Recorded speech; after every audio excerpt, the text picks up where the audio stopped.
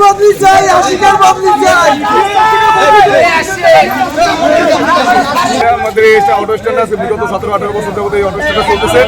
আমরা জনসাধারণ, আমাদের এলাকার বা কলেজ, স্কুল কলেজ, কোচিং সেন্টারের বিভিন্ন ছাত্রছাত্রী আছে, তাদের অনেক সুবিধার্থে এই জায়গায় 5 টাকা পর্যন্ত আমরা ভাড়া টানি। ঠিক আছে, প্রশাসনিক লোকজন তারাও আমাদের গাড়িতে 5 টাকা অনেক সুবিধা পায়। এই 17 বছর যাবত কেউ কোনো ডিস্টার্ব করতেছে না। এই 3-4 দিন যাবত আমাদের টিআই-1 আশিক সে আইসে আমাদের অনেক ডিস্টার্ব করতেছে যে গাড়ি এই জায়গায় রাখতে পারবে না, স্টার্ট থাকতে পারবে না। গাড়ির মধ্যে থেকে আরো আটকও করছে। তারপরে আমরা টিআই-1 স্যারের কাছে গেছি, স্যারে বলছে ঠিক আছে আমি ব্যাপারটা দেখতেছি, কিন্তু কেউ আমাদের ব্যাপারটা দেখতেছে না।